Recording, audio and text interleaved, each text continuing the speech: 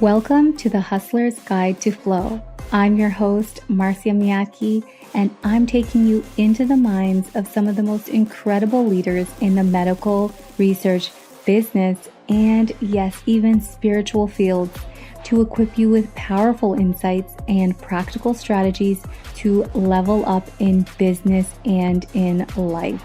The next level version of yourself starts now.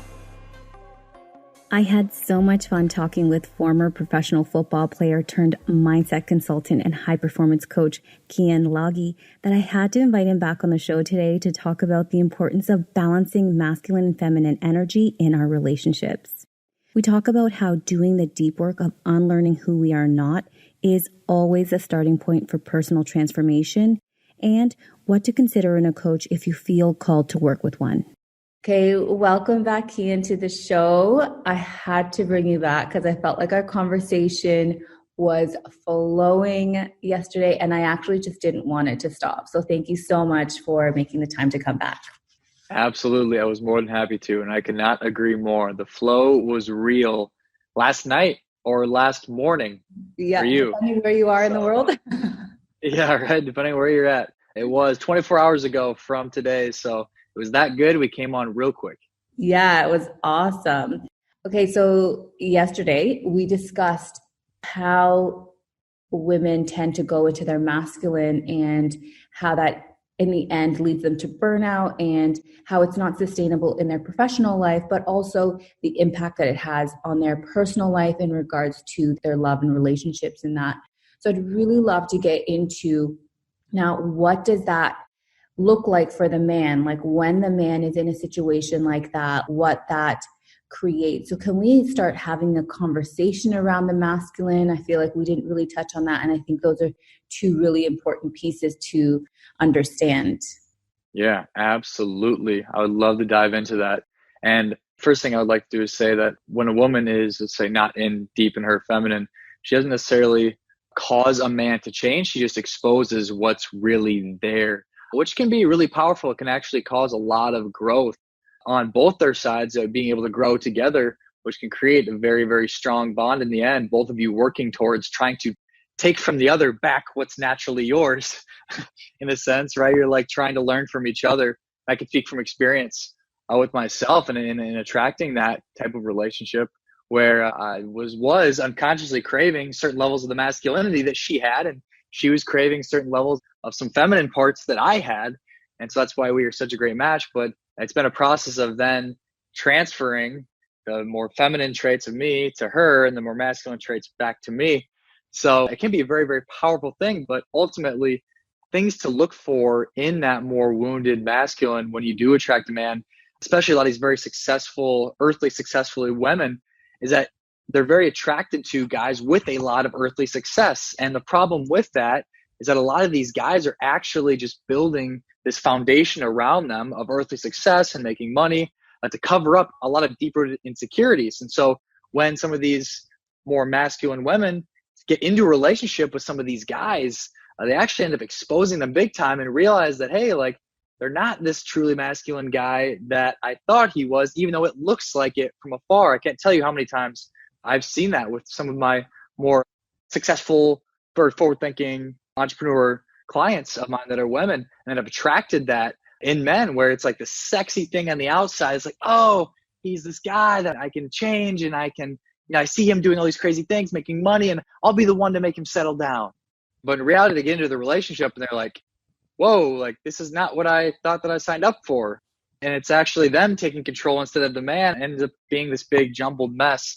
But like I said, there can be a lot of power if you do have two very conscious people that are aware of their natural tendency to favor towards the opposite sex's ways of being. And then you can actually grow together in that process, which, like I said, was an example of my relationship. That totally resonated with me because I feel the same with my relationship, that we have strong tendencies to the opposite. So I have some masculine tendencies that I work on kind of calming down. I don't know what the term would be, but just stepping more into the feminine, and Dan too. And we're both really aware of it. And it's really good because, as you said, when you can work together, it really helps you to grow. picked up on another thing that you said was that men sometimes, and this isn't just men, but will create a lot of success around them to cover up insecurities. And I think that that's been really true for me in the past, where I have met people that I thought were, had their shit together. I was like, whoa, this guy is amazing. And then behind closed doors is this really sensitive, vulnerable, wounded child that when I would, and again, I have to own my role in it, in not being in my feminine and calling them out on things. Like, no one likes to be called out, especially men.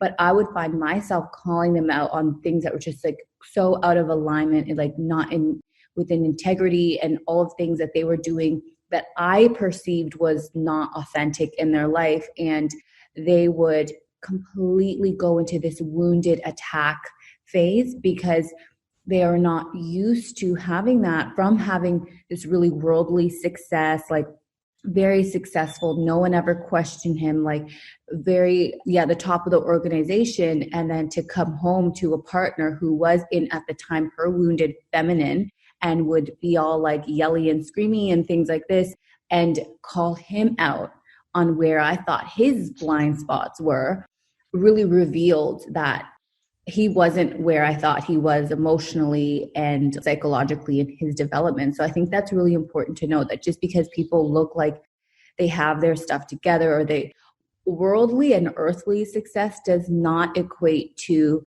inner fulfillment and true success from my perspective. So I think that was really cool. And can you talk more on the why women think that we can be the woman that helps them change? Because I see this a lot, where clearly there are signs that the man is not ready to settle down, or he hasn't shown enough genuine interest in the woman. He's not making bold moves, in my opinion. And you can give me your perspective on it too, because I'd love to hear. But I feel like if a guy truly wants to be with you, I feel like he's gonna stand up and make changes. And if he's not making those changes, I think you should look at potentially he just is not that into you. And so, yeah, like, do you see that as well with women thinking like hanging on to the one word that he says and like that's going to be his commitment, or they're just like reading too much into some of his actions and thinking that that's his way of saying that he really loves her, when he's not actually saying it, but maybe it means this? And like, what are your thoughts on that? And do you see that too? Yeah, that's a very complex question. There's a lot of moving parts to it. But to answer your first question about why women think that they can change men or be the one that changes them, is because I think it's kind of biological. Like, women are biologically created to crave and seek an alpha male. And what that was, thousands of years ago, was somebody that was able to get all the girls, able to show a level of success above everybody else as far as what was important in society during that time. So I would just say biologically, women are naturally created to crave that and look for that. So I wouldn't say inherently that it's bad or that it's terrible, but I would say that there is something to be said about putting the blinders up to certain red flags that may be there. Now, it's a very interesting dynamic, though, when you have two people that are a little wounded, because you have one person, like I would say, like the guy, who's looking for an extra level of maybe trust and acceptance from the more like maybe alpha woman that he's not getting. And the woman is looking for a certain level of commitment from the guy that he's not willing to give, because he doesn't see a certain level of trust in the female and where he's at, right? So it's like you got two people where your insecurities are playing off each other and magnifying each other. And that leads for a very difficult and tough situation, because there has to be some give somewhere, and the interesting part is like, it's not even that the male doesn't really want to commit. I believe a lot of times that the male does, but there's certain parts of him that need to have certain things checked off the list. And some of it's not even real expectations, right? It's too much. And so they create this expectation that a lot of times males compare a woman to their mom, and they see a certain level of just like straight love from their mom. So they're looking for that from their significant other, but their mom wasn't actually being honest with her emotions. So guys weren't able to see the other side of their mother. So they end up comparing their potential significant other to their mom, which isn't even a real expectation to be able to do. So there's so many different moving parts, and we could dive into the complexities of all that. But ultimately, when you give yourself that permission to work deeper on yourself and unlearn who you're not, you will then attract somebody that's in the same position. And you are capable of doing it with a significant other. I can tell you it's a very painful at times, but holy shit, the amount of growth that I've been able to have in myself and the amount of demons I've forced myself to have to confront, to be the man that I need to be for myself.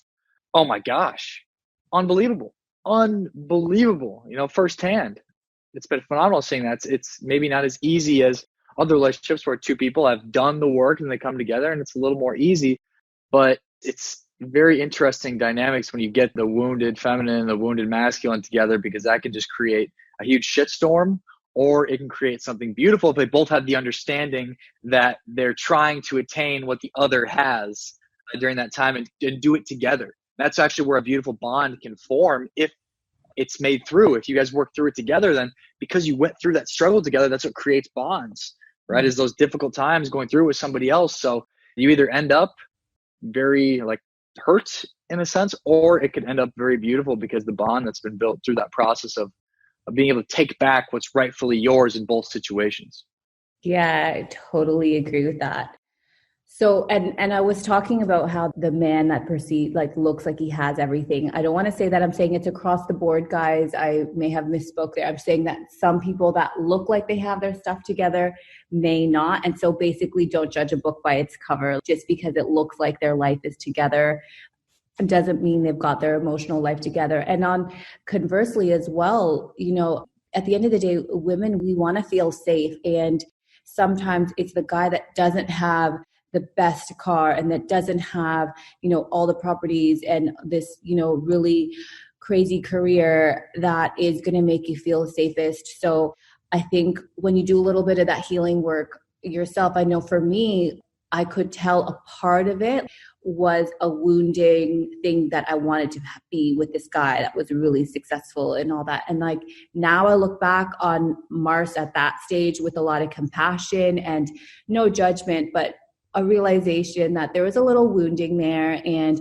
there was a little of positioning yourself to be with someone significant. But when you feel whole in yourself, you feel less pulled to do something like that. And also you're able to honor the man in front of you. And sometimes the man in front of you and the man that is going to be the most solid rock and really that strong superhero in your life may not have those earthly things that you think your dream guy needs to have. So I really wanted to throw that in there because that's been a learning for me. And I share that almost with some embarrassment that that's how I used to think.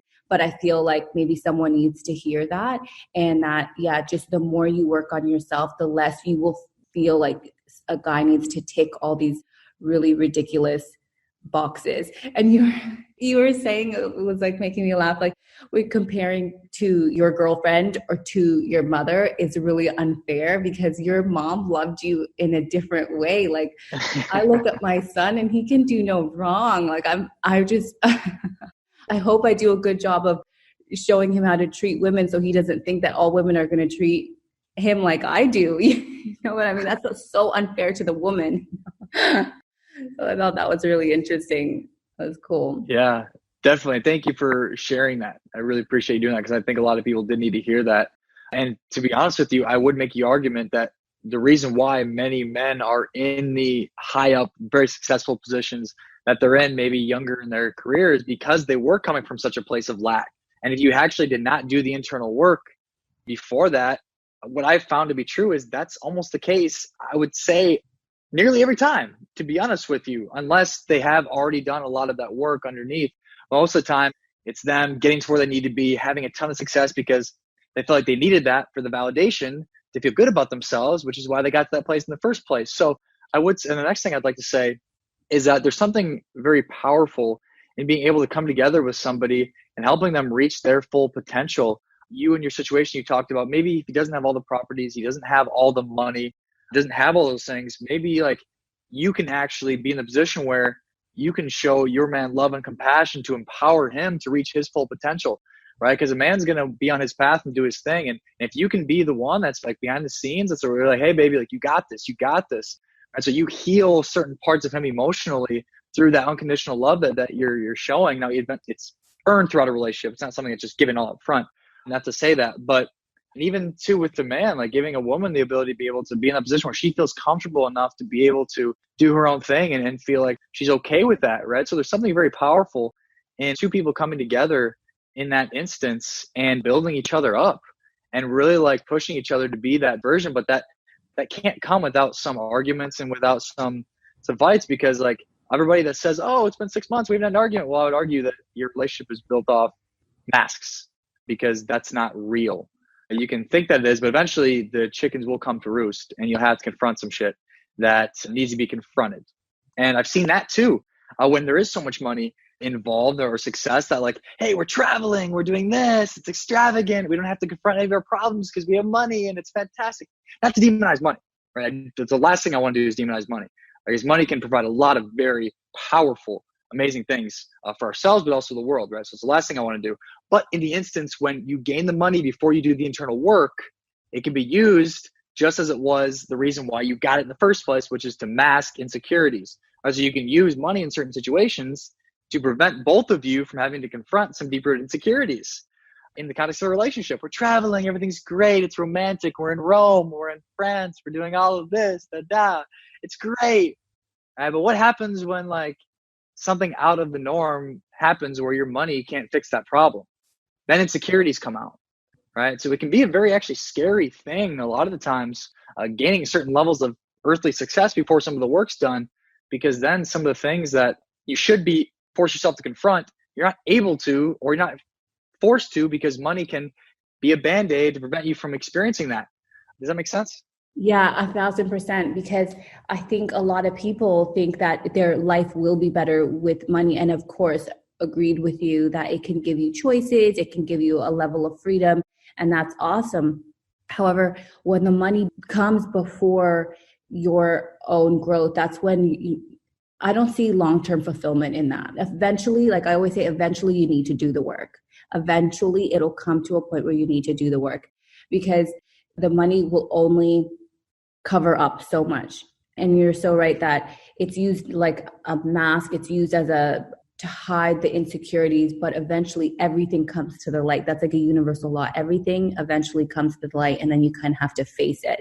So love that totally. So let's talk about, how does a guy go about attracting his woman? What kind of energy should he be giving off? Like, who does he need to become to attract that feminine woman? I would give the same answer as if you were asking it for the woman being able to embody her higher self as her truest version, which is unlearning who he's not. That's how you do it. So it's not a matter of like, who does he need to become or who does she need to become? It's a matter of both of them unlearning who they are not, which is all the masks that they've had to put on throughout the years to present themselves in a way where they're accepted, or they feel like they'll be accepted by everybody else around them. So the more you're able to unlearn who you're not, the more you're able to step into your truest essence, which is a male being able to step into his predominantly masculine place, and the female being able to step into her predominantly feminine place naturally. We talked about it last night, where one of my clients, we didn't even address her negative perception surrounding her body. And then through just doing some other internal work, she did some retail therapy and felt much better about her body and being able to feel comfortable just to buy some clothes that were more than just a secondhand store. She felt really good about herself. And not to say that she needed that to feel good about herself, but she naturally stepped into more of that feminine place where she's like, hey, like, I kind of want clothes that are more than just secondhand because I deserve it and I want it. Not to say that she gets her value off that, but that's what she wanted, essentially. So stepping into her femininity just through doing the work of unlearning who she wasn't. And I said that just because it's important to be able to justify what I said for how people are able to step into that place. But simply unlearning who you're not, and you'll naturally step into, as males, the more masculine, as females, the more feminine. Okay. Yeah. Awesome. I love how, again, you brought it back there, because I do have that tendency. I love how you reeled me in of, well, then what do we need to do? Right. And I think a lot of people want that, but it's not about what do we need to do and who do we need to become. It's about unlearning those unhelpful patterns and beliefs that we were conditioned to. So I love that. So let's talk about how if I'm in my, because we talked about this a bit on the last episode where we were talking about how the woman is, if she's in her wounded feminine or she tries to put on a masculine mask, what does that then cause in the relationship, or what does that reveal in the man? Like, how does the man typically show up, or how is he triggered? What does that do to a man when the woman is really too far in the masculine role in the relationship, or even in the courting stage?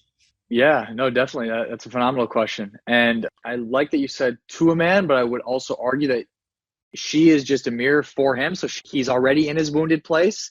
So you are attracting where you're at. The man that's wounded in your relationship because you're wounded, essentially, some of the tendencies that you'll find are that he'll feel like he's substantially lacking power in a lot of ways. And so what do men do when they're lacking power? They do what they can to try to regain the power that they know they want to have deep down.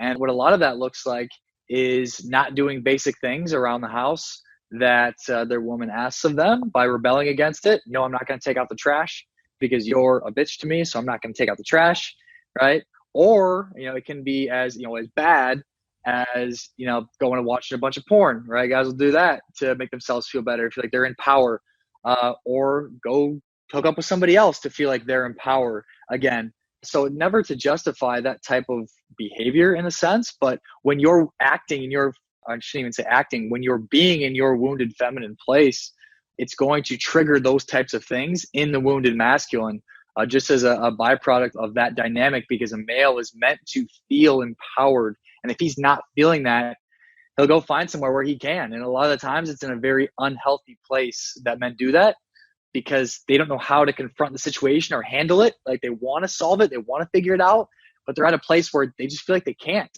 So they'll do what they can to either get out of the house, always with the guys, drinking with the guys all the time. Like I said, they won't go do the chores that the girl asked them to do, or, they're jerking off the porn all the time, or hooking up with somebody else, right? So all those activities are all forms of a man trying to take back his power in a sense. So that makes so much sense.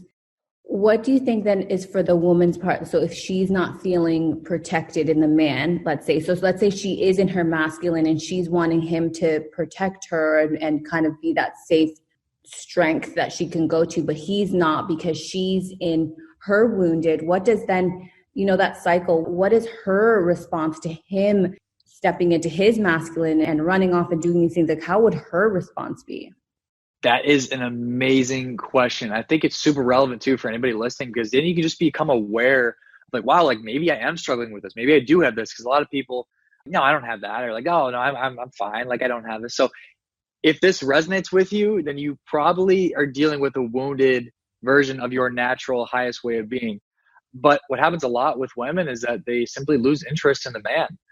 And they're like, oh, okay, well, this guy, he can't take care of me. He's not on his path. He's not doing his thing. So it's not very attractive to me because he's sacrificing his life for me. And you see it a lot with guys that they give up everything for the girl, and the girl in the moment thinks that's what she wants. It's like, oh, I know, just stay with me. Just stay with me. Like, stay in bed with me all day. And I think that's what you want. But then the guy does that, and it happens every day. And eventually the guy stops going to the gym. He stops doing things that he loves to do. And you stop being attracted to him. Like, oh, what's going on? Like, I'm not as attracted to him anymore. He's doing everything that I want. This isn't making any sense. Right? Because actually you don't want him to do everything that you think that you wanted to do.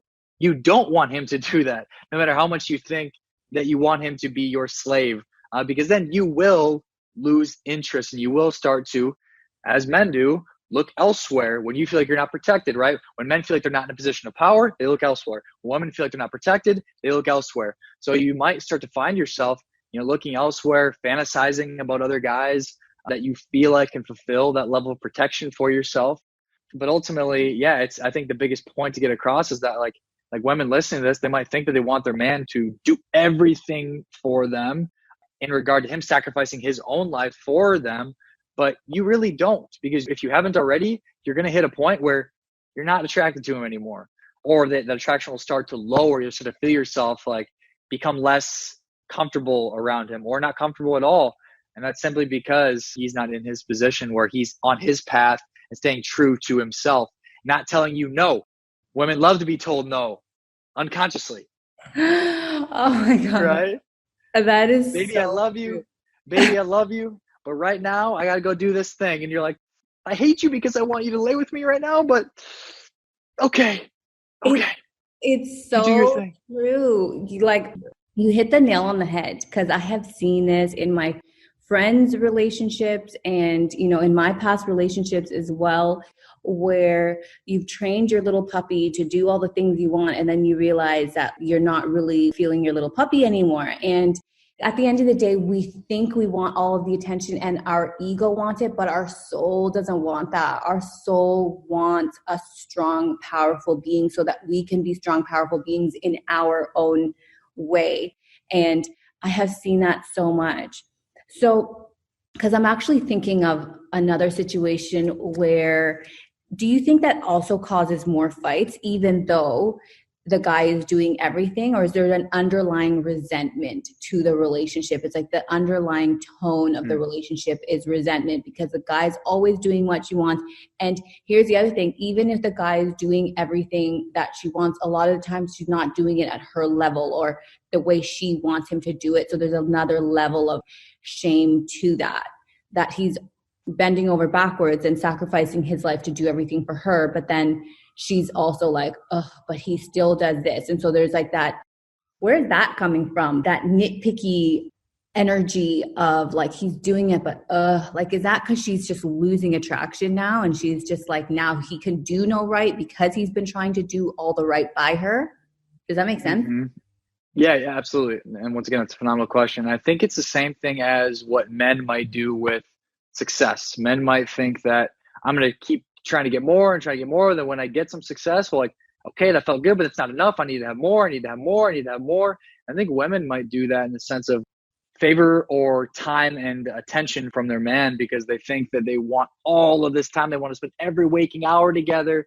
But then when they start to get it, it's like, oh, okay, like that felt good, but I want more. No, I want more, right? It's going down that path of thinking that it's going to make you feel better, but it's really not. And what's happening is he's getting further and further and further away from being in alignment with himself. And that this thing is, I don't want to put all the blame on the feminine at all. Like that's the masculine's fault. Like that's his problem that he has to deal with in himself, that he's allowing that to happen in his life, where he's losing himself because he was never found in a sense. But regardless, I want to put the blame where it needs to be on the man in a sense. But yeah, that's the reason why it's like, oh, I'm not satisfied. He needs to do more. Well, it's because you don't really actually want him to do what you think you want him to do. So you're seeking for more and more and more. It's like a drug, right? Yeah. It's like a drug. Like I do one hit and I'm like, oh, I'm high. And then next time I need 2 more hits. Like, oh, okay, well now I need more and more and more. And it's never going to give you what you're looking for. You're never going to get like how you were the first high. It's like the law of diminishing returns. Like it wears down. It becomes the high or the hit you get from it. I love how we're using like drug. Yeah, it's a great example. It's a great example. Yeah. You don't get that same, hit that you had the first time. So I can see why that would just eventually get into a really unhelpful like relationship dynamic. So what about in the dating game? Like I'm not with a partner and I'm looking to attract this like alpha male, this man who's really in his masculine so that I can feel safe. I want to be that really feminine person, but I'm not really in my essence. Can you talk into that? Like, how does that work? Are you ready for it? Yeah. Unlearn who you're not. That's the best answer I can give, because in that position, like so many people are in so many different places and levels in their life.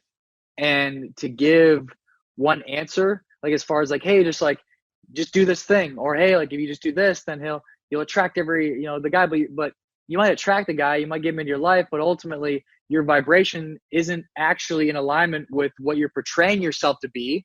So eventually you'll have to answer to that lack of vibrational alignment, right? So that's the part that kind of sucks, but is kind of cool at the same time about the mental masturbation stuff. It's like, oh, if I just embody this, or if I just do this, then that'll make me more this. It doesn't really work that way. And eventually the masks will come off and you will get exposed as far as where you're really at in your process. And that person's going to recognize and be like, whoa, you are not who you portrayed yourself to be. I'm out. Yes, totally. And what you said about the energy piece. So because if you're out looking for this person and you want to be the feminine and you want to attract the masculine, but your energy is not in the feminine, it's like, I don't know how to describe it. Like, but for me, sometimes I can just be around someone and I can feel their energy. That's because I'm really connected to it. But I think even subliminally and subconsciously, people can pick up on people's energy without them even saying a word. You know, like I remember back in the day, I was so insecure that I wouldn't like talk to anybody. But the energy that I was giving off was do not talk to me, like do not come near me. And I remember like in university, people used to say when they would get to know me, like, you are so nice. I'm like, oh, okay. And they're like, from looking at you, we thought you were the biggest bitch. But once you get to know you, you're just like a really loving person. And I was like, wow, okay, so that's the energy that I'm giving off. So I think that's like important to know is that we can want to be these things, but it's like you said, like the unlearning bit is what is the energy of it? The underlying is your energy that you're giving off. And for a long time, I had like this really standoffish energy. And that was just me being a wounded woman and not having done the work. So do you think there's an element of that in just relationships, like where you can't even come in proximity to the right guy because your energy is just so not in alignment with that masculine because you're not in that place, you're not in that healed place. And so that guy that you want, that strong, but who's done the work and this and that, like you're not even in vibrational alignment. So you guys can't even come into proximity. Like, what are your thoughts on that? Yeah, you'll definitely repel that unless you get really good at reading a lot of books and embodying what you think it is to be the true feminine. So you actually, like, your external appearance can actually attract that person, which is kind of fascinating. But like I said, eventually you'll have to answer to that difference in the vibrational alignment. So then he'll, if in that position, will expose you and you try to like this at him and he might be like, no, I'm not dealing with that. I'm out. That's not what I thought. Sorry. See ya. You know, and he won't answer to that. Oh my gosh. I love that you brought the appearance into it because it's so true. I think sometimes people think that being in the feminine is about how you appear. There's a lot of women that are in the masculine who look so feminine, beautiful, eye candy, where guys are like, oh my gosh.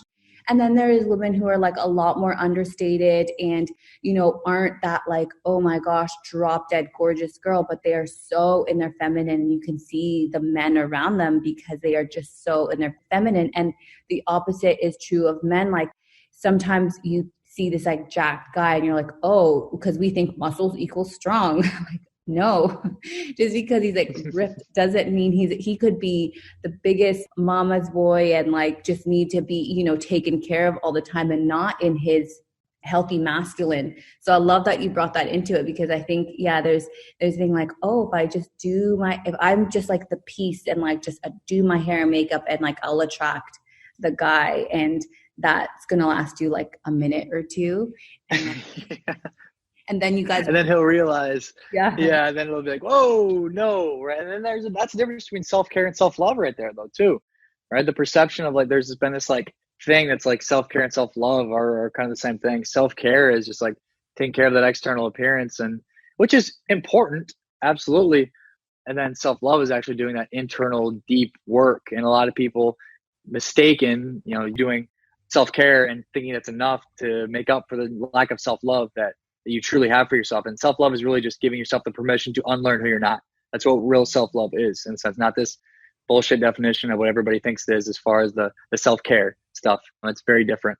Oh, that's so interesting. I would even add another layer to that because I also was like, I feel like something's not 100 here. So I think there's the self-love. And again, I'm thinking out loud, like I actually haven't processed this, but there's the self-love of just loving who you are, knowing who you are. And then like, I would say self-care is like being gentle with yourself and doing those things. Like self-care could be reading a book, having a cup of tea. And then there's, I don't know if it would be self-care, but it's like taking care of yourself physically, maintaining yourself. And I think that's where we think like maintaining myself, like I'll get my nails done, I'll get my hair done. And that all equates to self-care and self-love. And I think you're right. I think, no, that again, we're looking at the superficial. We're looking at the surface stuff and trying to make it have its roots, and it's never going to have its roots. You got to go back and do that really important work. Definitely. And two, like what you said though, with the self-love, like accepting yourself and loving yourself, even go a step deeper and say, it's hard to love somebody that you don't even know who they are. And that's what everybody's trying to do. So even the people that are like, I love myself, I accept myself, I love this beautiful thing about me, I love that beautiful thing about me. Like, it doesn't work.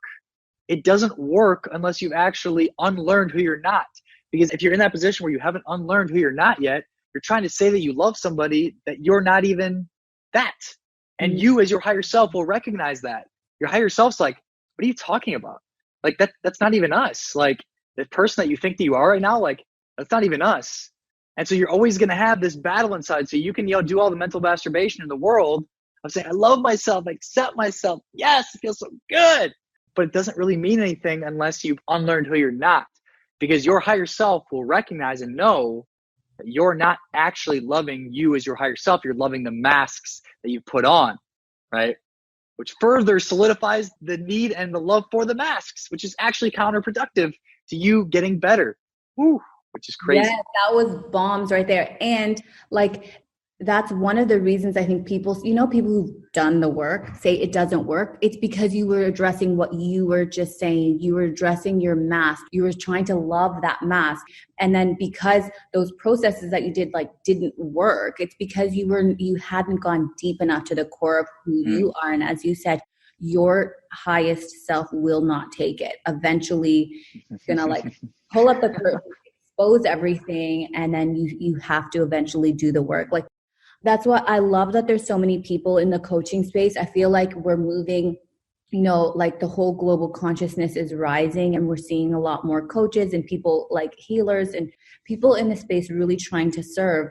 But what I would say, guys, is when you're looking for someone to guide you on your journey, because that's all we really do is just guide you on your journey to helping you find your truest self, reveal your truest self, remember who you truly are, is make sure that the person can take you to your core and can give you a little elbow. They got to be able to give you a little elbow, because our consciouses, right, they don't want to change. And if you have somebody that's like, you're doing great, just keep going. You're doing great, just keep going. It's going to further solidify your mask, and it's actually going to make you worse. And you might temporarily feel a little better, but it's going to make you feel worse. Now, it's not to say that you need to have somebody that's a huge dick all the time either, right? But you got to have somebody that's going to be able to meet you where you are at. Right. And if there's the times, right, that there needs to be that tough conversation, they're willing to have it with you. They're willing to have it and say, hey, like, this is happening, right? But like, this isn't right.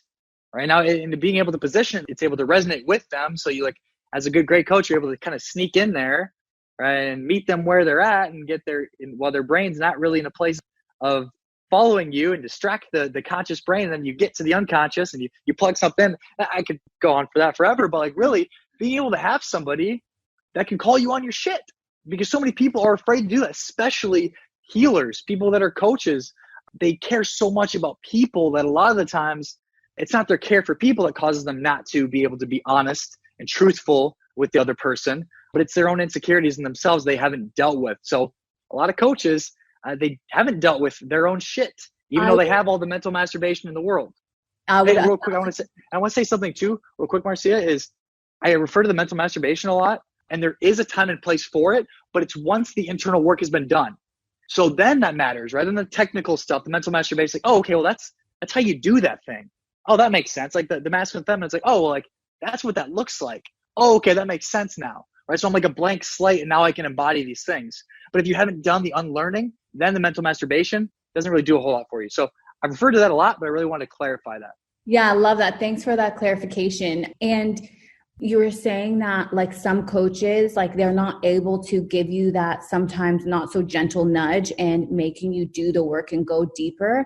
And I think that's for a couple of reasons. I'm just going to like hypothesize here. But one of the reasons sometimes is because they, as you said, haven't done the work. And so they may not want to upset you because they want to keep you as a client. And so they're in self-preservation rather than making you go do the work so that you can have the biggest transformation. There are times to be gentle with your clients, and there are times where I know that I need to just pick them up. And then there's some times where I need to be harder on them and say, we need to do this process. We need to do this deeper work.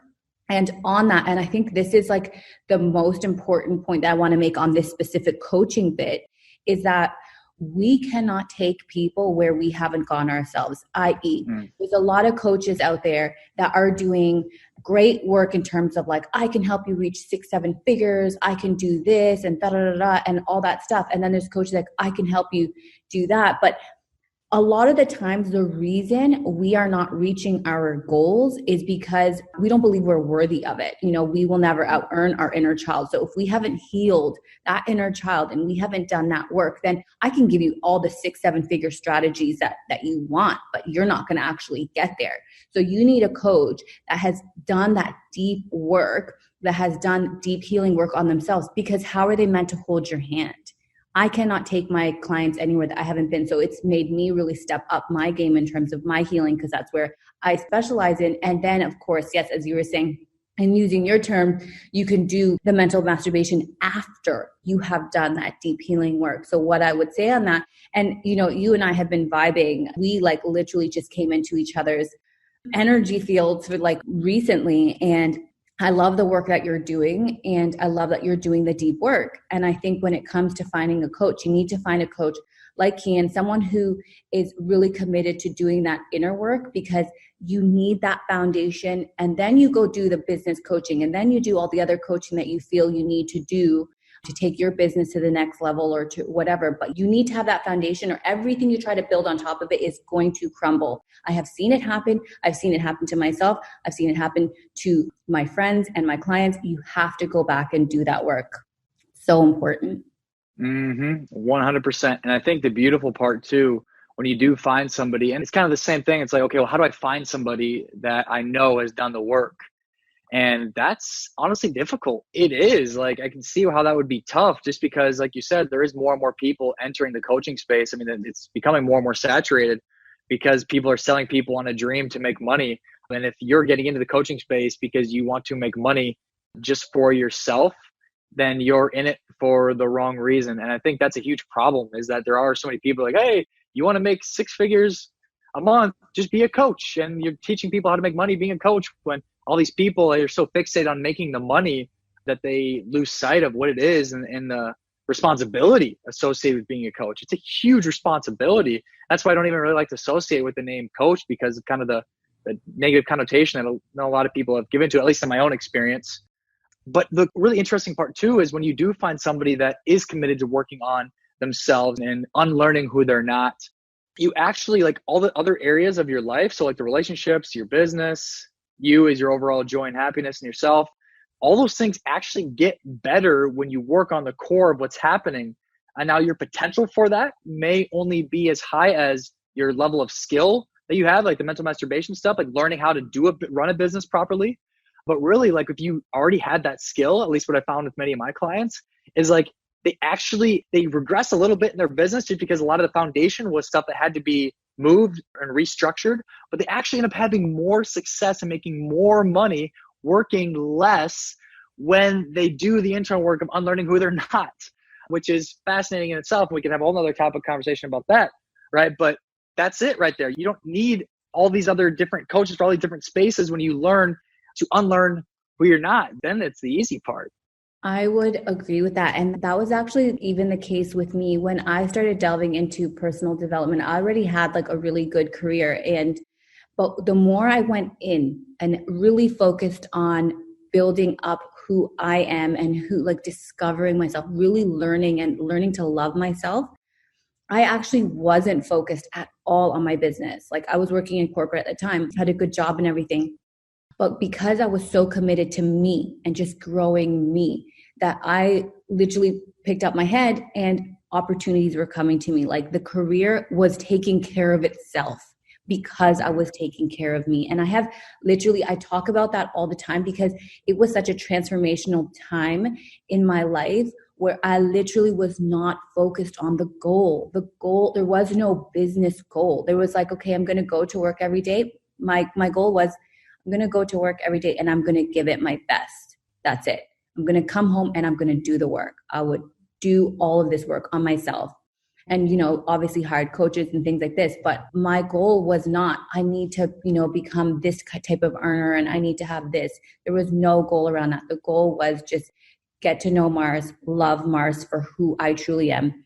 And it literally, as you were saying, like it will just fall into place because a lot of these people already have the skills and there's just like this mental and energy blocks that just need to get cleared through to actually take them to the next level. So I would totally agree with that. 100%. And I think something really beautiful that we can give to the people listening too, if you don't want to reach out to Marcia or myself, as far as some things to look for maybe in a potential great coach, if you don't feel pulled to reach out to either one of us, is somebody that just like is consistent with their words, right? Like a lot of coaches will say that, hey, like you can trust me, like I'm here for you, like I'll be there for you. But like, are they actually demonstrating that, right? Like if they say, hey, you're not just a number, do you feel like you're not just a number, right? And if you don't, you're able to helpfully have that conversation with them. And if they don't give you the space to be able to do that, then they're not somebody that's frankly confident enough in themselves to be able to work with you. That's probably one of the biggest things that I have with all my clients is like, because insecurities come up. Like say, oh, it's payment number 2. Oh no, like I'm feeling insecure. And it's just like, hey, like, let's have that conversation, right? Like you're feeling this way. Great. Hey, you're feeling like, you're getting a lot of results, but you're kind of afraid right now because the results you're getting. Let's have that conversation.